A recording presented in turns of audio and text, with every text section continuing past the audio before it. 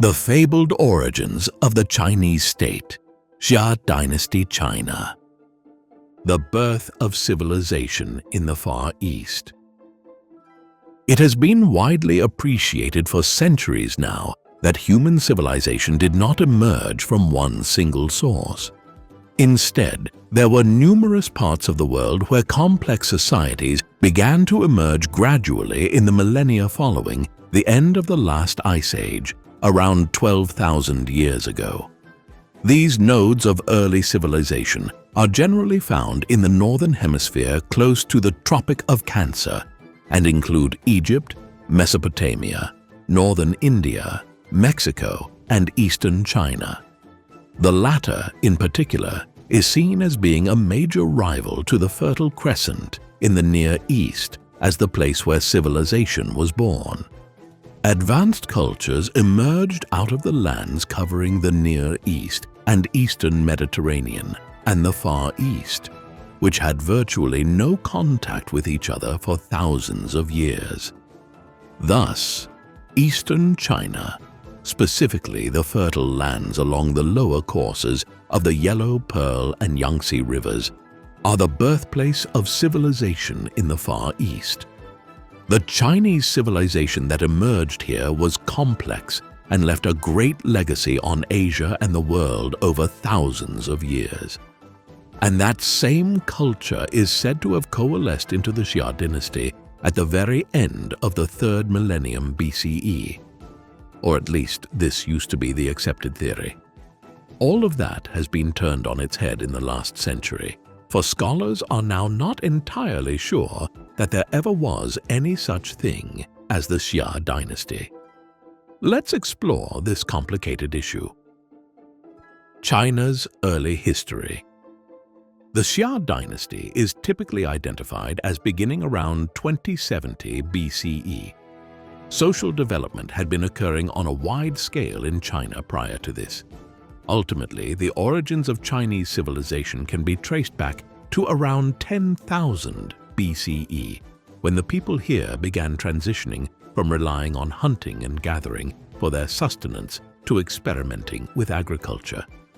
By the 7th and 6th millennia, BCE farming was being practiced extensively along the courses of the 3 great rivers, the Yangtze, Yellow, and Pearl rivers.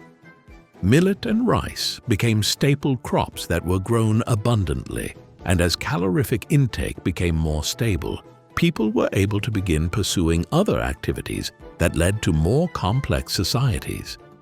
For instance, the Erlitou culture of the 5th and 4th millennia BCE began producing a distinct type of pottery with reddish clay decorated with black geometric designs. These people built curious villages on the middle course of the Yellow River, ones in which they dug out pits about 1 meter deep and then built upwards from these so that their houses were semi-subterranean. The wheel, writing systems, and other markers of early technological and cultural development all followed in the late 4th and 3rd millennia BCE amongst the Longshan people and others. However, there was no Chinese state to speak of at this time, not in the same way that the Old Kingdom had emerged as a unifying force in Egypt, with centralized governments and rulers that conducted warfare and deployed state resources to build elaborate burial tombs. Instead, China remained a region, not a power in and of itself. There were disparate groups of people living in clusters of different cultures in what are now central and eastern China, but very little to tie them together in any sense. The Xia dynasty had traditionally been identified as changing that. Sources. Before exploring any further and querying the authenticity of the Xia dynasty, it is worth pausing here to examine the sources from which our information about the Xia dynasty has been obtained. One of the main problems, and indeed one of the main reasons why the entire concept of a Xia dynasty has been called into doubt in recent times, is that the texts on which Chinese scholars typically relied for their information concerning the Xia dynasty were in the main written about 2,000 years after the events they purported to describe. This is problematic, as sources like these did not cite where they were getting their information from. So we have to take at face value the stories recorded in these texts as though it is true, when the reality is that it could have been very fanciful stuff, almost legendary. The foremost of these texts is the Records of the Grand Historian. This is a canonical work of ancient Chinese history. It was produced in the early 1st century BCE by a scholar named Sima Qian, who is typically regarded as one of China's first great historians. The records are undoubtedly an excellent resource when it comes to the history of the events of the first millennium BCE in China. But even when recounting the events of the 7 warring states or the Qin Empire, periods of Chinese history which only occurred a few hundred years before his own time, Sima Qian was prone to making some errors. Given this, the lists of kings of the Xia dynasty and their accomplishments need to be taken with a small mound of salt, particularly so as he was relying on oral tradition passed down from generation to generation. There would have been very little documentary evidence available to Sima Qian for him to base his accounts on. Luckily, a slightly older source is available in the shape of the Bamboo Annals, an annalistic history discovered in the tomb of the 4th century BCE King Xiang of Wei. It purports to present details of Chinese history going back to ancient times, including a timeline of the Xia dynasty. It is supplemented by the Shujing or Book of Documents, a collection of documents, speeches, and royal edicts allegedly issued by Chinese rulers over many centuries. It is regarded as one of the foundational texts of Chinese literature and is sometimes ascribed to Confucius. Finally, a literary text, the Classic of the Mountains and Sea, which dates to around the 4th century BCE, contains numerous references to individuals and events which are said to have occurred during the era of the Xia dynasty. Yet nearly all of these texts were produced in the second half of the first millennium BCE, in or around 1,500 years after the events they purport to describe, while the only earlier text, the Book of Documents, is only marginally older, being written sometime around the 7th century BCE. These are supplemented by archaeological and material evidence, but this can really only tell us a certain amount about events 4,000 years ago, and where it does. It very rarely substantiates what we are told about the Xia dynasty in these classic texts of early Chinese literature. So, the basis for what has been passed down about the Xia dynasty is flimsy, to say the least. The 3 sovereigns and the 5 emperors. We get a good sense of how difficult it is to take the received narrative of the Xia dynasty at face value by examining the story of the 3 sovereigns and the 5 emperors who preceded the Xia dynasty. The 3 sovereigns are depicted as being quasi-divine beings who presided over a period of peace and prosperity in ancient China. The most commonly identified 3 figures are Fuqi, Nuwa, and Shennong. Much as was the case with the polytheistic religions of most of the world's earliest civilizations, these were viewed as immanent gods who intervened in the world. They were often referred to as the August Ones. Fuqi is credited with teaching humanity with some basic skills such as how to hunt, create fires, and cook.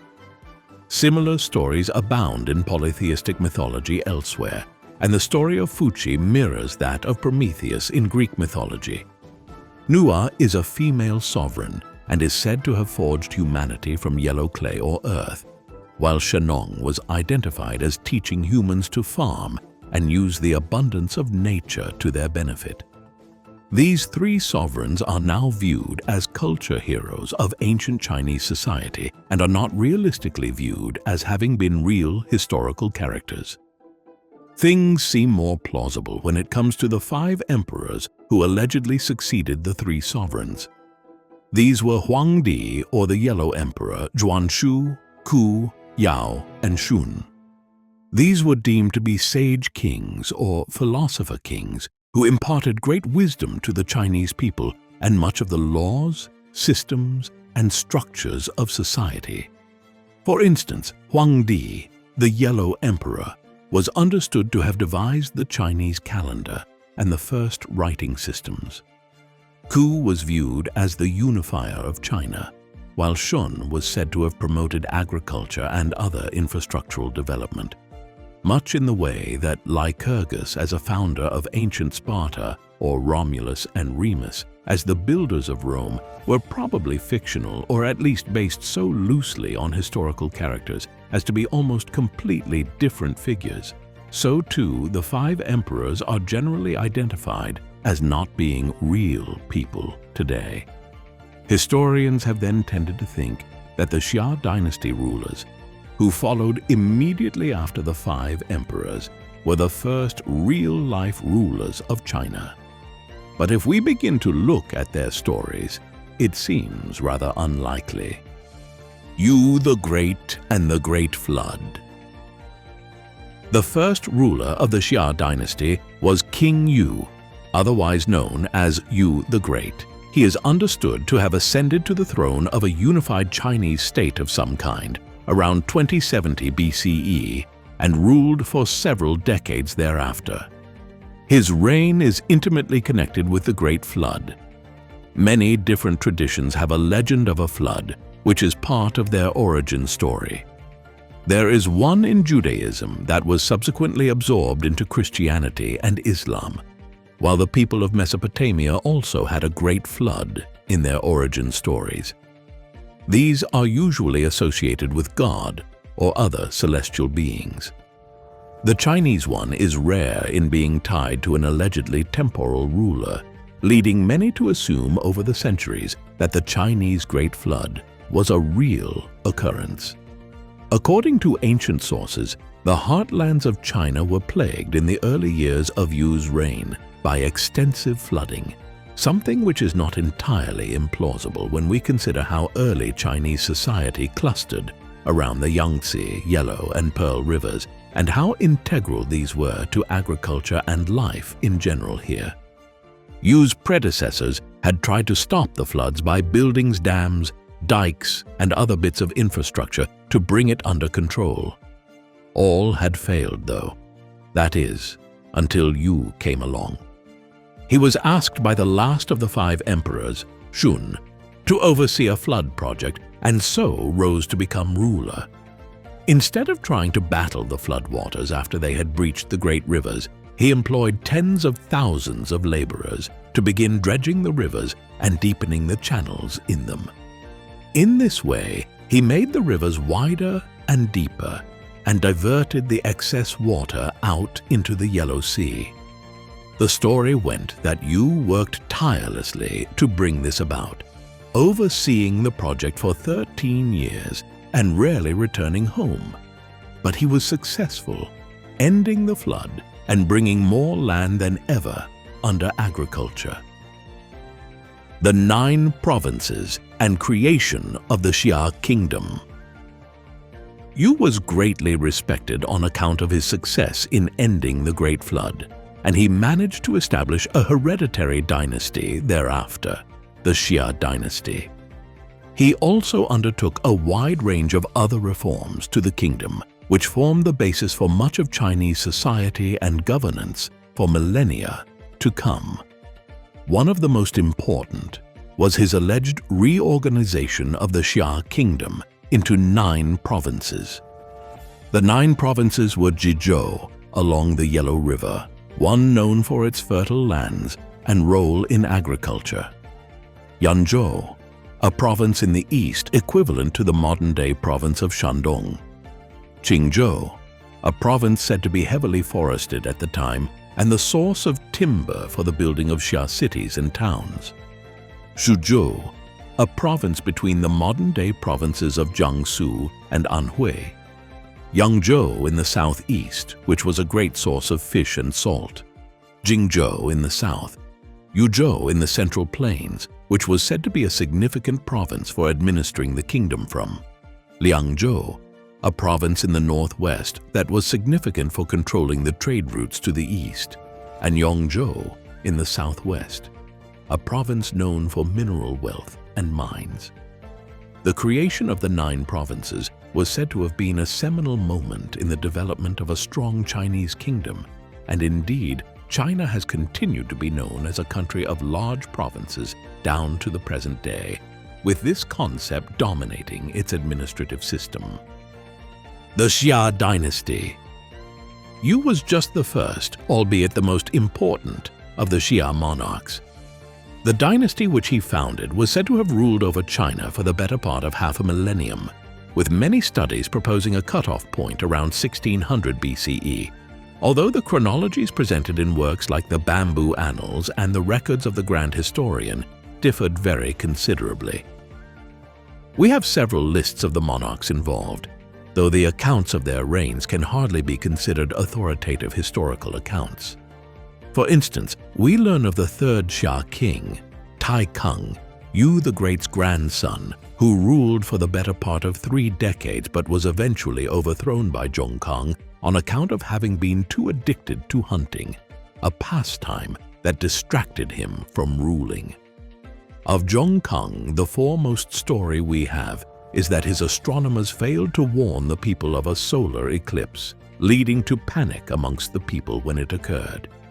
This period of poor Xia leadership only came to an end when Shao Kang, the 6th king of the dynasty, claimed the throne after a civil war. He was said to have then gone on to restore the Xia kingdom to the power and prosperity it had enjoyed under Yu the Great. Shao Kang was also identified as playing a role in the origins of the Chinese practice of ancestor worship. Throughout all of this, the Xia monarchs and the Chinese kingdom that they ruled over were portrayed as moving their capital frequently and also waging war on foreign tribes from Mongolia and Manchu, the people who would be identified as the Guifang in a later era. Eventually, the Xia dynasty gave way to the Shang dynasty. The Shang era lasted from around 1600 BCE down to 1046 BCE and is much more historically and archaeologically attested to than the Xia period. Erlitou culture. All of this does not suggest that there was not something equivalent to the Xia dynasty and the state that rulers like Yu the Great purportedly ruled over in China towards the end of the 3rd millennium BCE and into the 2nd. The most important of these was the Erlitou culture that covered an extensive part of China during the early Bronze Age, roughly between 1900 BCE and 1500 BCE. This society is named after the archaeological site of Erlitou, near what is now Yanxi in Henan province. Extensive excavations have been carried out here since the 1950s, revealing that a large urban center covering some 3 square kilometers existed here in the first half of the 2nd millennium BCE. There is evidence of a degree of urban planning, including a royal complex of some kind replete with a palace, residential areas, workshops, and ceremonial and civic centers, including temples. The people who lived here must have been reasonably advanced in their social progress. The streets, for instance, are laid out in a grid-like pattern, something which doesn't happen by accident and indicates a level of bureaucracy and government organization that is not altogether unlike the organizational abilities one would expect of the Xia dynasty.